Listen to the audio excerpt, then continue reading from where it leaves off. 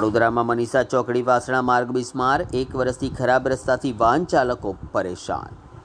વડોદરા શહેરમાં ખરાબ રસ્તાઓનો પ્રશ્ન ફરી એકવાર ચર્ચામાં આવ્યો છે। વડોદરાના મનીષા ચોકડીથી વાસણા તરફ જતો માર્ગ છેલ્લા 1 વર્ષથી બિસ્માર હાલતમાં હોવાનું સામે આવ્યું છે।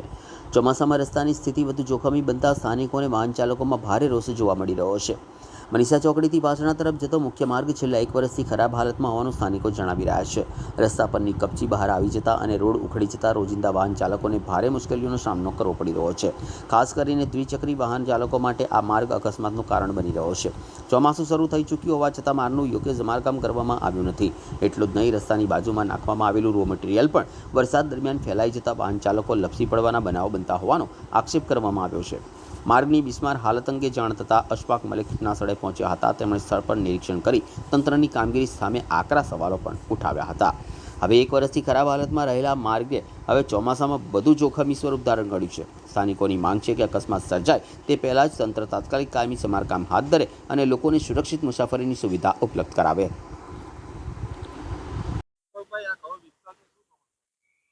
આ વાસના રોડ છે, સૈયદ વાસના રોડ। અહીં આ રસ્તો કિસ્મત ચોકડી સુધી, એટલે કિસ્મત ચોકડી નહીં, અર્ધર્ટિકા વાસના ફાયર સ્ટેશન સુધી આખો રસ્તો જુઓ તમે તો આખા રસ્તા ઠેર ઠેર ખાડાઓ છે।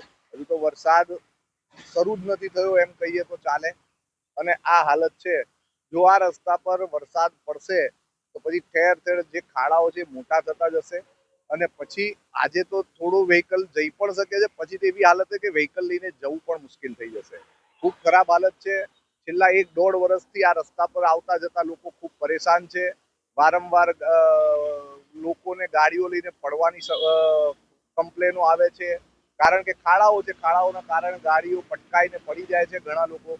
એ ફરિયાદો આવી છે એટલે આજે અમે લોકો અહીં વાસના રોડ ઉપર આવ્યા છે, અને અમારી માંગ છે કે આ રોડને વહેલામાં વહેલી તકે રિપેર કરવામાં આવે, કાર્પેટિંગ કરવામાં આવે, કારણ કે કાર્પેટિંગ કરવાની ખૂબ જ જરૂરત છે આ રોડ।